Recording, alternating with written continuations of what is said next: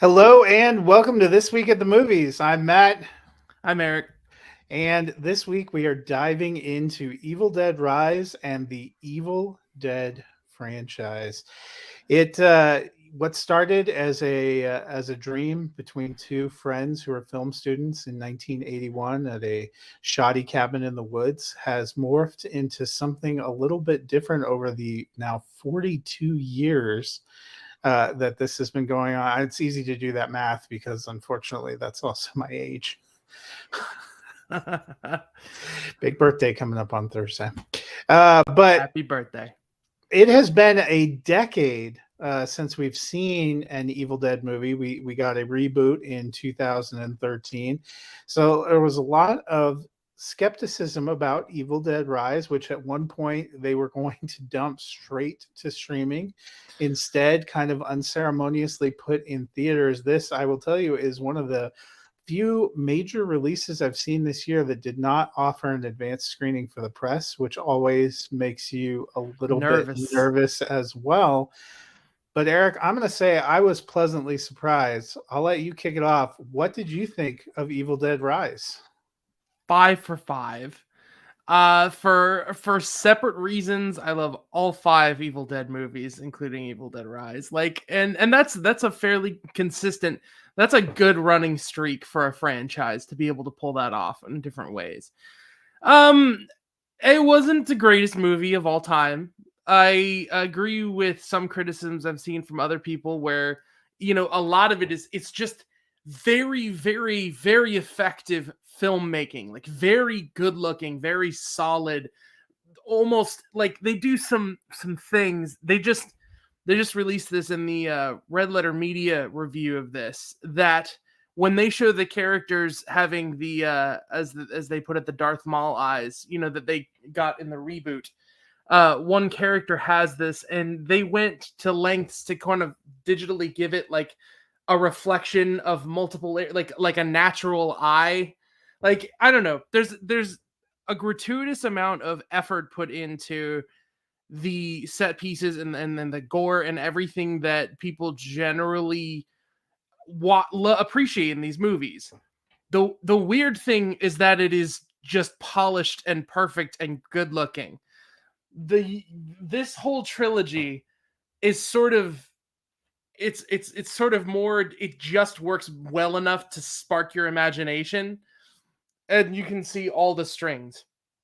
So it's weird having two movies in the franchise that can just be taken seriously and have very polished visual effects. And so, I don't like, I thought the mother who is featured in all the trailers is the most effective thing in the movie. I think she was fantastic. I think the kids were more naturalistic actors than the adults. I feel like the adults were hitting marks and performing sort of a stage play at first when they're talking. But when you think like any form of high rise or like apartment building, uh, deadites breaking out, people having to be trapped in, and having to keep to the sort of scale and style of the franchise so that it doesn't just feel like this weird, why did they even call it Evil Dead movie? They did a fantastic job. I was really pleasantly surprised. It was horrific. It has all these great little moments, and this something about when they get the personalities of the Deadites right, and they're just like gross and unpleasant.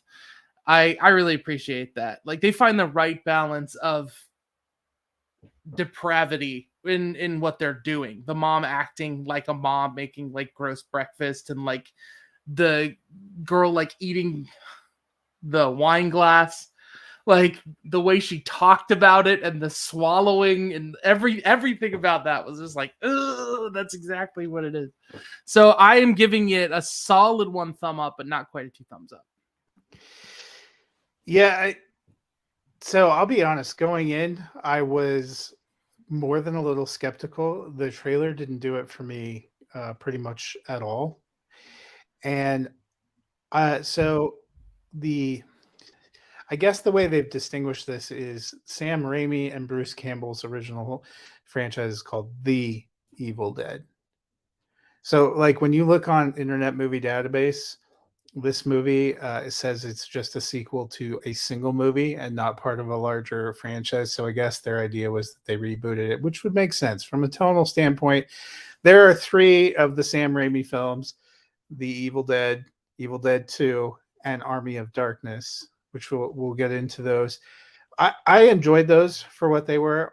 I not to give anything away, wasn't as wild about Fede Alvarez's reboot in 2013. So I wasn't sure how I was going to feel about this. And I don't know if it's just getting older or whatnot, but intensive gore isn't my thing anymore. And I've mentioned this before to you and to others. I can't take chainsaws. So this one had a cheese grater, a chainsaw, and the biggest wood chipper I've ever seen in my effing life. I was pretty on edge, but I will start by saying I'm giving it also a thumbs up. I think it's the best horror movie I've seen this year.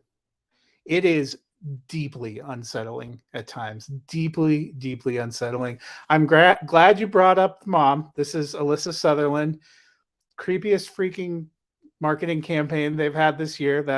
That's her. That's what they did with the makeup. She also had some of the creepiest line readings. Just like you see it in the trailer, but it's even more powerful in the movie when she leans back and says, "Oh, mommy's with the maggots now." And the way they drop her voice, I was just like, "Oh no, I'm going to pee myself." And some of the attacks, like when she jumps the young guy in the hallway and does that thing to his face, I was glad I wasn't eating. I had eaten some carrots. I was like, please settle down in my tummy. I liked the actress that played her sister, Lily Sullivan. I thought she did a decent job as a heroine. The kids were okay. What I liked was, so we start at that traditional cabin in the woods. The kind of beginning and ending of this movie are bookends to a story that maybe we'll see, maybe we'll never see. They sort of loosely connect to what we're really doing is, for the first time, this one moves into the urban setting. You're in a dilapidated high rise in Los Angeles. Starts out by saying, hey, they're going to knock this building down next week. Everything's falling apart. You get an earthquake because it's California that, unearths some treasures. And then you kind of get all these people locked in. And I thought for a while, you see that central family throughout the trailer, but they introduced 5 or 6 other people. I was amazed at how quickly that entire group just got dispatched, mostly off screen.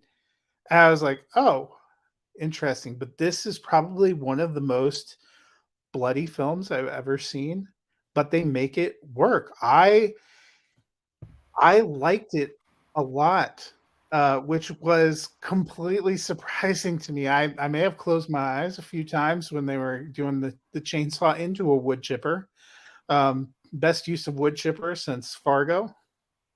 Okay, cool. But I don't know. I was kind of surprised at how much I enjoyed what Lee Cronin did here as the writer director. Yeah, I'm going to be watching him just as much as I was Fede Alvarez. I'm sure we'll get to that in a minute. But I did want to say, there was something about the extra characters and the little time we spent with them that brings up both what I like and don't like about the movie. They're basically just bodies to be killed, to serve a purpose. And that I always think could go a little bit better with characters. But well, the one guy didn't even get a cool death. He just swallowed an eyeball. Yeah. And the example of the sequence that's just through the keyhole, like the eye hole, was brilliant. That was fantastic. And it is exactly what this movie does really well, which is do enough with the gore and the visuals to earn that it's doing something disgusting, but not too much to where it's something like Renfield, where it's spurting CGI blood all over your face. I mean, as soon as they do this kind of throwaway shot of seeing a cheese grater on the floor, my entire body tensed up because I was like, oh shit, these are the kind of things you need to throw out the window. Yeah. once bad things start happening, you need to go through that kitchen. You take everything, you throw it out the window, you unplug the garbage disposal. Don't Don't leave anything to don't chance. play games like maybe I'll use this to defend myself. No, just Yeah. throw it out. Just done. Yeah, and as soon as it comes out, I'm like, nope, don't put yourself in this vulnerable position. Oh, nope, this is the end for me. But I mean, they did a pretty fantastic. I would say the third act, blood wash, was just, and you get kind of the homage to The Shining, Yeah. which was fascinating, and where you can't really have an Evil Dead movie without a chainsaw, and even though I tell you I don't guess like them, not. you know Yeah. what you're in for when it's coming up. But That's the thing. I feel like they're dangerously close to coming up with a trope in their own universe of making sure there's a chainsaw in the hand of the heroine or protagonist at the end of the third act so that they can do something extremely gory as like the end of a fireworks display. And everyone has to have a thing. I guess, yeah, I think there could be worse tropes to have. Like, yeah. Well, you mentioned 5 for 5 for you, so I'm going to let you start off. We wanted to talk about the Evil Dead franchise, which I mentioned goes back to 1981 when a little-known filmmaker named Sam Raimi and his best friend and actor Bruce Campbell came up with this kind of really, really shoestring budget film called The Evil Dead, out at a cabin in the woods, just a couple of characters. Like you said, it has to use a lot to the imagination. It became something of a cult classic, so he was given money to make a sequel, which, if we're being honest, was really just a bigger budget remake. I mean, Yep. it's got two They in the had title. to. It's got two in the title, but Well, it didn't originally. Like, it's weird. It's weird that they're even allowed to be called a sequel, because basically, it's they didn't have the rights to make a sequel to the Evil Dead, so they made Dead by Dawn. And then they're just like, who are we kidding? Like, I don't know. It's weird. Which then parlays to Army of Darkness, which, a completely different feel. That was early 90s. I think that one was 92. And then we had a long stretch before went back to remake it as Evil Dead with Jane Levy in the starring role in 2013 before we get to Rises. So for you, how does the franchise hit you? You said you like them all. Do you have favorites? Well, yeah, it just kills me that this is 10 years old. I can't even start with that. This version, by the way, because I'm a hard copy fan of things, has an unrated version that includes a couple of scenes in the movie that are like the remake of the song that they sing underneath the like all that stuff that you might have seen in the trailer. I don't know. It's cool. It's a little bit of added here and there stuff. I was a huge fan. Like around 2012, 2013 is when I actually started going to the theaters to watch horror movies. I had mostly just done like rentals, bring them home, watch it with friends so you can talk through them kind of things. I never really got a lot out of, sitting. And then I realized that this is just something I'm a fan of, start going to do that. And then out comes, again, one of the most impressive displays of practical horrific effects. What was going on around the time of this was The Conjuring had come out the same year. Sinister had come out the year before. And while those are both really effective movies that I really like for their own reasons, they are CGI supported. They're not. There's sort of a badge, a legacy to this series of movies of they are hard to make. And that's the quote from Bruce Campbell: is movies that are easy to make are hard to watch. And I feel like every single one of these lives up to a certain standard of imagination and insanity that is just unique enough for their own right. Like this one tried to take itself seriously, the original, but ended up being just campy enough that they decided to lean into the camp when they're making Evil Dead 2. And Evil Dead 2 is a lot of people's favorites, and I think that's well deserved. But these three are tied for me, the remake and the original 2, for varied reasons. Because Evil Dead 2, you get a different kind of entertainment out of it. And this one, you get more just straight comedy in Army of Darkness than you get out of the other ones. But it's I still... just love me some Bruce Campbell. I don't know. He's... Someone pointed this out to me the other day on a trip I was going on, that Army of Darkness is really the movie where Bruce Campbell is the most iconically Ash. Mm-hmm. That he's Until they did that Stars TV series, which I've only seen the first season, but I love it too. I'm still going through it. Yeah, and Bruce Campbell, sometime we should deep dive into he is like the king of some of these B-movie things. My first introduction to him was not these Evil Dead movies, because I found those probably when I was in college. But and you will probably get a kick out of this. When I was 12, I was super pumped to see this show called The X-Files that was premiering on Friday night. And before it, they had this Western serial comedy that was created by Carlton Cuse called The Adventures of Briscoe County Jr. And Bruce Campbell is the Marshall Briscoe County Jr. And I ended up adoring that. It only got 27 episodes. I'm probably one of 10 people in America that bought it as soon as it became available on DVD. I have copies of it. I've probably watched it a million times. And that was my introduction to Bruce Campbell. And I've seen he's done a lot of weird and wacky B horrors or kind of B genre films, like where he played a aging and hiding Elvis and Bubba Hotep. I mean, I love his style. So I was happy when I went back to those, and I'm glad you highlighted it on Campy, because that is a little bit of the hallmark of those kind of 3 Sam Raimi movies that made them endearing. And I guess I'm one of those cliche people. Evil Dead 2 is my favorite of the Evil Dead movies. I liked Evil Dead.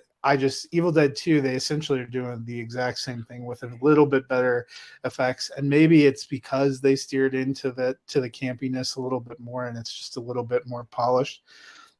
I'm going to say Evil Dead Rise would now be my second favorite of the Evil Dead films. And it tonally could not be more different from the Sam Raimi films. I mean, it's a very much pretty serious horror.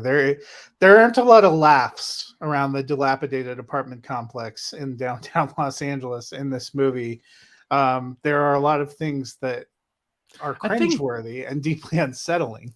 There was a lot of nervous laughter in the audience I watched with. There was a lot of like, and then someone says something really like messed up to say, and just like it kind of gives people permission to think they can laugh a little bit more, and then it's some kind of like jump or scream.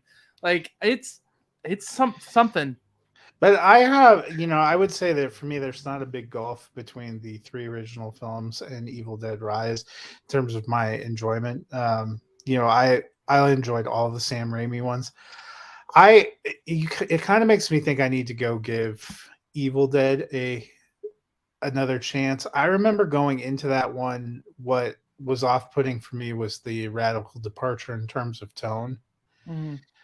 And I think you're right that now we've gotten a little more used to the kind of level of violence and gore, because as much as I'm talking about enjoying Evil Dead Rise, it took that to a whole other level from what the 2013 Evil Dead did. And that was one of the things that I remember put me off a little bit. I didn't enjoy this more serious tone. And there was just something about them trying to redo the story that didn't work for me. I don't hate it, but it would definitely be bottom of the heap for me. I don't think I can see there. I think watching Evil Dead and Evil Dead Rise back to back, it would be an excellent case study in effective gore, because I happen to like Evil Dead, but even I know that's reveling in its gore effects. And I don't like the Saw sequels and some of the stuff that does stuff like that. I just happen to like the choices they make in this movie. But this movie revels in its gore. Evil Dead Rise uses it more as a weapon, a tool for like the audience. We don't like so for example, there's a moment in Evil Dead Rise where there's a tattoo needle very close to someone's eye. Yes, that was also Okay. deeply unsettling.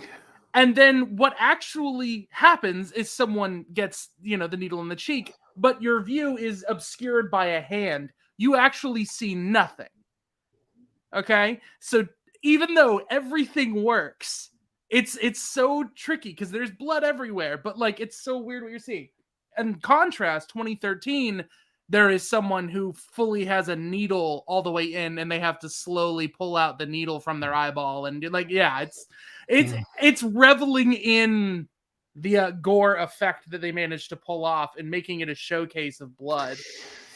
Part of me A little wonders different. too if because I think it was like right the summer before Joss Whedon gave us The Cabin in the Woods, which After no, no, it's- same. no, I think it's Same. 2012. I think it was the same year as Avengers. This was 2013.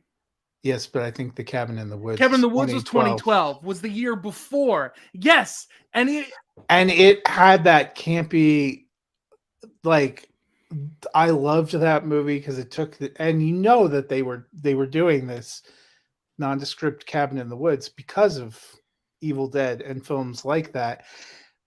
And I so love that movie. And then when I get to this remake of Evil Dead, which is they weren't going for humor, and it's okay. Not all movies have to, but you bring up a good point. Like when we had hit that era of Saw and a couple of them, I got really burned out on the in your face violence. I still remember watching the Hills Have Eyes remake and not being able to watch Lost for 2 months after that because the girl that played Claire had something unspeakable done to her in that film.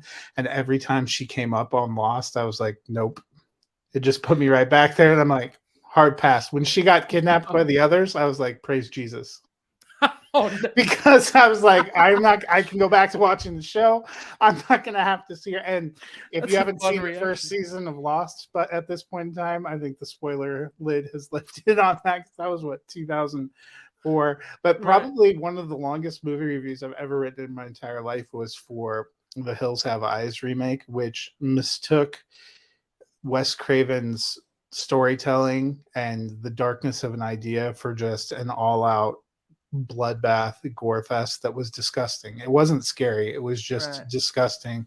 And I got kind of burned out on that style of horror. And not to say that's specifically what they're trying to do with Evil Dead, but by the time I hit those kind of movies, it was almost a turn off. The one time I tried to watch the Hills Have Eyes remake, I fell asleep 20 minutes in and woke up to the credits. Well, I have only seen that movie in my subconscious.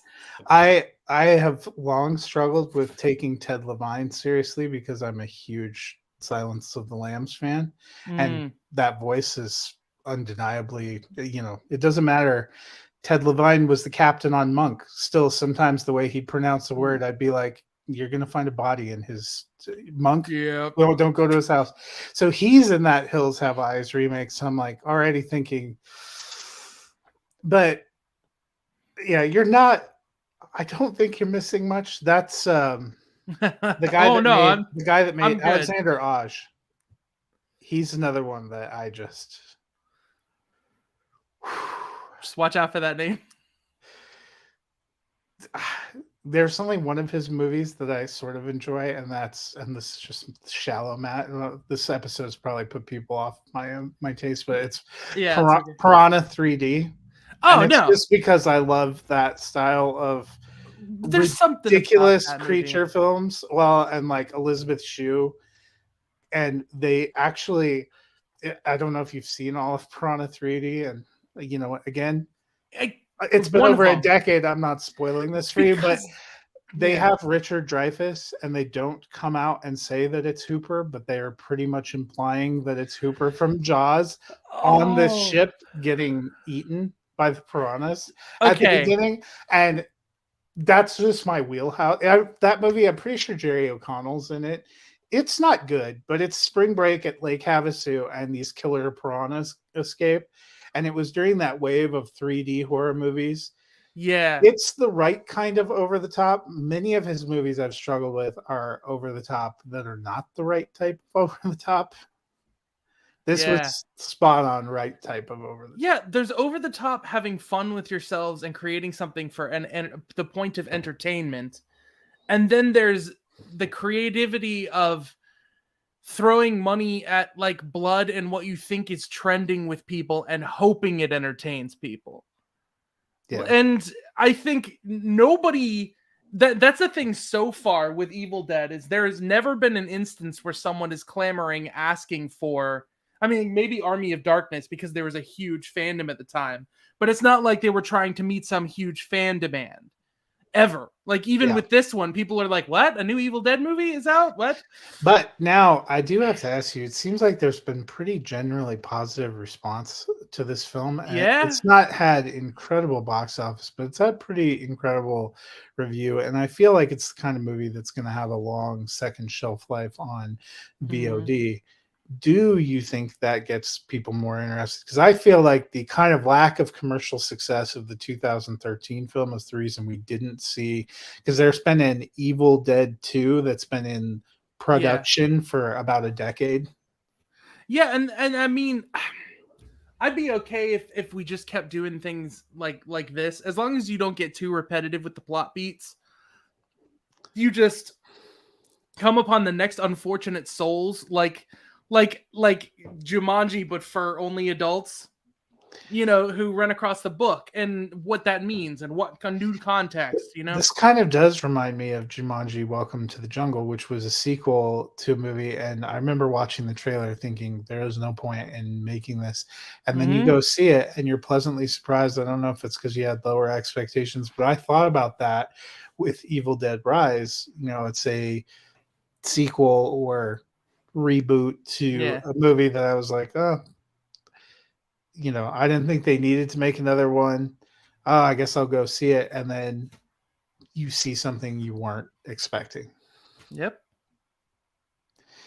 Well, any other Evil Dead thoughts? What's your final ranking? So for you, if I could guess for you, so it's 2, and then I can't tell which one is ahead out of Army of Darkness and their original Evil Dead. For me, it's 2, and then I would say Rise. Evil Dead Rise. And then, but it was 2 Army of Darkness, original Evil Dead. I mean, I have them on Letterboxd. They all have the same score. Yeah, So it's kind of picking nits. I have 4 movies that in that franchise that all have the exact same score. That is the crazy thing about this. Is so, for being so diverse in tone, these are so wildly consistent. Like, and they're all And Army of Darkness works for me, not for any of like the necessarily Evil Dead reasons, but you know, it's at an era too where it had stop motion animation. Yeah.